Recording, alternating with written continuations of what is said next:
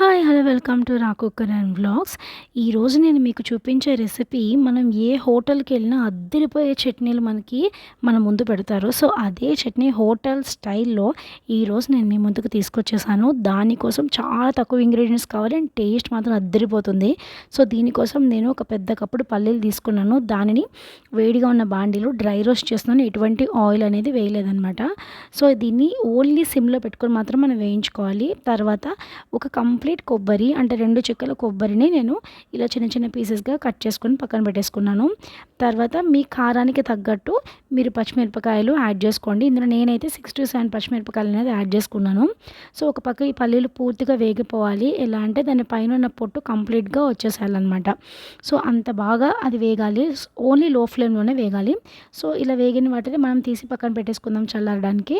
So, ఇక్కడ మీరు చూస్తున్నారు కదా! ఇవే మెయిన్ ఇంగ్రీడియెంట్స్. తర్వాత బాండీలో కొద్దిగా ఆయిల్ వేసుకోవాలి. ఆయిల్ అనేది వేడైపోయిన తర్వాత దీంట్లోకి మనం ముందుగానే కట్ చేసి పక్కన పెట్టుకున్న పచ్చిమిరపకాయలు అండ్ మీ కారానికి తగ్గట్టయితే వేసుకోండి. అండ్ తర్వాత నేను 2-3 ఎండుమిరపకాయలు కూడా వేసాను. ఎందుకంటే మంచి కలర్ వస్తుంది. సో, ఇవి వేగిపోయిన తర్వాత దాంట్లోనే ఒక టేబుల్ స్పూన్ జీలకర్ర కూడా వేసేసుకొని నేను మంచిగా దాన్ని రోస్ట్ చేసేసుకుంటున్నాను.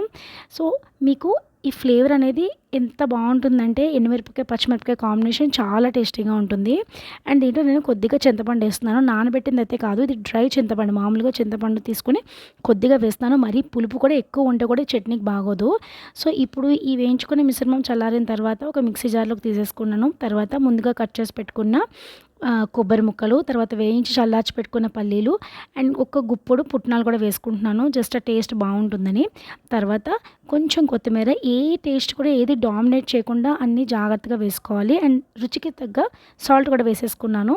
ఇప్పుడు దాన్ని మంచిగా గ్రైండ్ చేసేసుకొని దాంట్లో మామూలు తిరగమూత పెట్టేసుకున్నాను. శనగపప్పు, ఆవాలు, జీలకర్ర, ఎండుమిరపకాయలు అండ్ కొంచెం కరివేపాకు. సో, టేస్ట్ అయితే అద్దిరిపోయింది. ఇంత సింపుల్ రెసిపీ ఎందుకు చెప్తున్నావు అంటే బిగినర్స్‌కి, బ్యాచిలర్స్‌కి ఇది చాలా యూజ్ అవుతుంది మరి.